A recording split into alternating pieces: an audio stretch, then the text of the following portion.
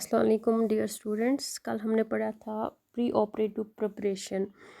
आज हम पढ़ेंगे लोकल प्रिपरेशन फॉर सर्जरी की जब सर्जरी होनी होती है उससे पहले लोकल प्रिपरेशन हमें क्या करनी होती है। लोकल मींस कि जिस साइट पे जिस एरिया पे जो है सर्जरी होनी होती है वहाँ पे हमें कुछ प्रिपरेशंस करनी होती है पेशेंट के लिए।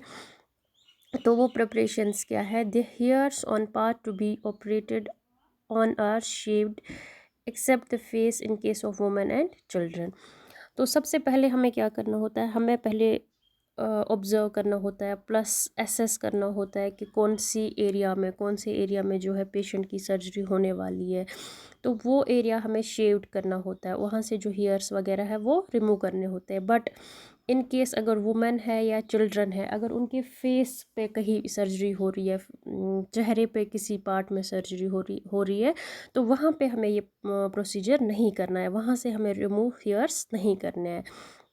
बाकी जो भी पार्ट्स हैं ह्यूमन बॉडी के, तो अगर जहाँ पे सर्जरी हो रही है वहाँ से हमें जो हेयर्स है वो रिमूव करने हैं पेशेंट के। Here is remove from the skin folds, यही कि जो स्किन फोल्ड्स है वहाँ से जो वहाँ पे जो हेयर ग्रोथ होती है उनको प्रॉपरली रिमूव करना है।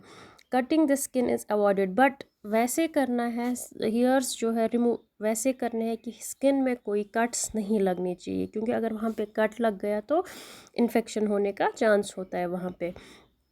प्लस जब हम शेव करते हैं, कोई भी पार्ट को हम शेव करते हैं, उसके बाद उसको हमें एंटीसेप्टिक सोल्यूशन से क्लीन करना है। It removes dirt and oiliness from the skin, ताकि अगर वहाँ पे कोई गंद वगैरह होगी, डर्ट होगी या ऑयल सिबम वगैरह सिक्रीशन होगी तो वो वहाँ से रिमूव हो जाएगी। देन उसके बाद हमें पेशेंट को बोलना है कि आप टेक बाथ, आप अच्छे से बाथ लो, ताकि जो भी उसकी बॉडी पे डर्ट होगा या कोई और स्क्रीशंस वगैरह होंगी तो वो सारी रिमूव हो जाएगी। उसके बाद हमें क्या करना है? पेशेंट को हमें क्लीन क्लॉथ्स देने हैं, या जो ओटी का ड्रेस होता है वो हमें उसको देना है टू वेयर, पहनने के लिए।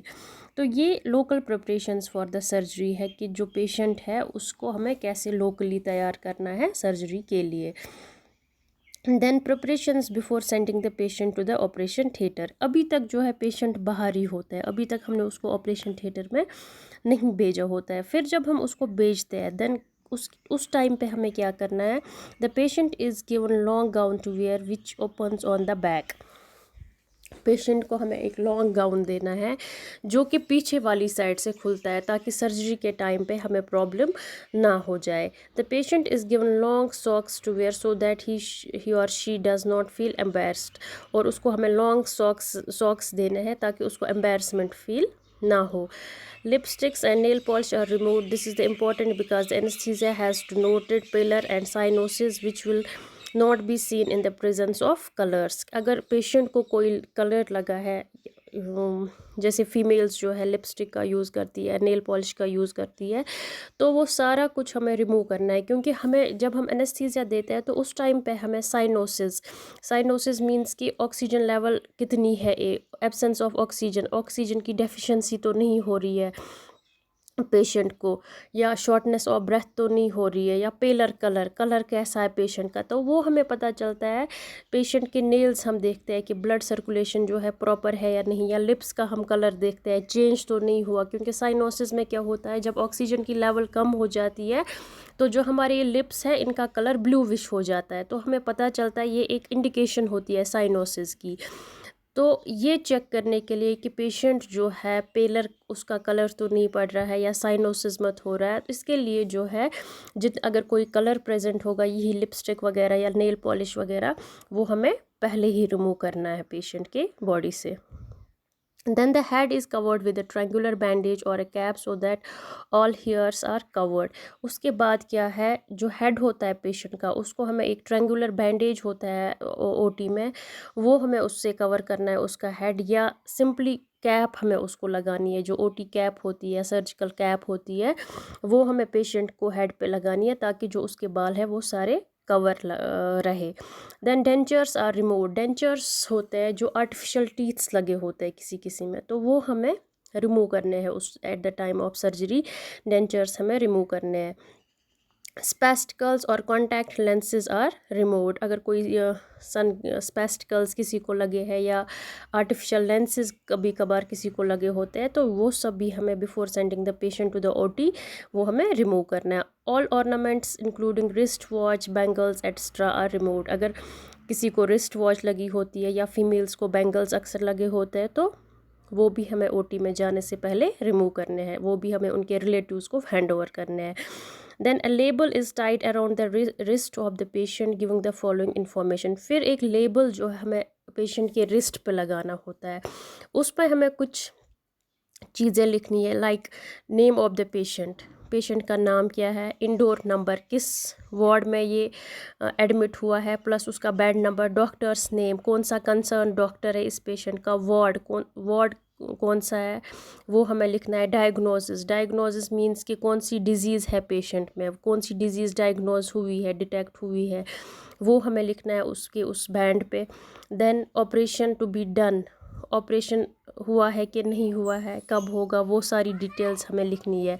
उसके बाद जो है जब हमने उसको बैंड भी लगाया ये रिस्ट पे, then the patient is asked to pass urine. उसके बाद हमें पेशेंट को बोलना है कि आप यूरिन पास करो, to avoid the risk of development of urinary tract infection during catheterisation. ताकि जिस टाइम पे हम कैथेटराइजेशन कर रहे होते हैं, पेशेंट को कैथेटर लगाते हैं, उस टाइम पे फिर कोई इन्फेक्शन नहीं होना चाहिए, क्योंकि पहले ही उसने यूरिन पास किया होता है। कभी कभार क्या होता है जब हम कैथेटराइजेशन करते हैं, कैथेटराइजेशन एक ऐसा प्रोसीजर है जो हम सर्जरी के टाइम पे करते हैं, बिफोर द सर्जरी हम करते हैं, क्योंकि आफ्टर द सर्जरी पेशेंट इस कंडीशन में नहीं होता है कि वो वॉशरूम तक जाए और यूरिन पास करे। तो कैथेटराइजेशन एक ट्यूबिंग होती है जिससे यूरिन जो है पास आउट हो जाता है। तो उससे पहले ही हम पेशेंट को बोलते हैं कैथेटराइजेशन से पहले ही आप यूरिन पास करो, क्योंकि कभी कभार क्या होता है कि जिस टाइम पे कैथेटराइजेशन हो रही होती है तो यूरिन पास हो जाता है, जिसकी वजह से यूरिनरी ट्रैक्ट इन्फेक्शंस का चांस बढ़ सकता है। तो ये हमें पेशेंट को बोलना है। The drugs prescribe to be given pre operatively are given, appropriate record are maintained of the drug administration. जो आपने प्री ऑपरेटिव प्रिपरेशंस में पढ़ा कि जितनी भी प्रिस्क्राइब ड्रग्स होती है वो हमें पेशेंट को एडमिनिस्टर करनी है, प्लस उनका जो है रिकॉर्ड हमें रखना है, ताकि हमें पता चले कि कौन कौन सी ड्रग्स पेशेंट को एडमिनिस्टर की गई है। The patient is taken to the operation theatre on the trolley along with his case papers and reports of his investigation. उसके बाद हम पेशेंट को, अगर कॉन्शियस है तो वो खुद ओटी तक चल के जाता है, इन केस अगर वो अनकॉन्शियस होगा या वो अनेबल टू मूव होगा उसमें कि वो मूवमेंट नहीं कर सकता है, लैक ऑफ मोबिलिटी होगी उसमें, तो फिर हमें उसको ट्रॉली पे या अदर जो हमारे पास वहाँ पे ट्रांसपोर्ट सिस्टम अवेलेबल होता है इनसाइड द हॉस्पिटल, वो हमें यूज़ करना है और उसको ओटी तक ले जाना है। But along with his case papers, जो भी उसकी फ़ाइल बनी होती है, जो भी उसकी केस स्टडी होती है, वो ओटी में साथ होनी चाहिए। एंड जो उसके लेबॉर्ट्री इन्वेस्टिगेशंस है, चाहे एमआरआई है, एक्सरे है, अदर लैब टेस्ट है, ब्लड टेस्ट वगैरह, सब कुछ जितने भी उसके इन्वेस्टिगेशंस है वो सारे हमें उसके साथ में ओटी में लेने हैं, ताकि हमें पता चले कि कहीं कोई अबनॉर्मलिटी तो नहीं है। तो ये हम करते हैं before sending the patient to the operation theatre. तो आज हम इतना ही पढ़ेंगे। इंशाल्लाह नेक्स्ट क्लास में हम आगे पढ़ेंगे पोस्ट ऑपरेटिव केयर में हमें क्या करना होता है। तो तब तक के लिए अल्लाह हाफिज़।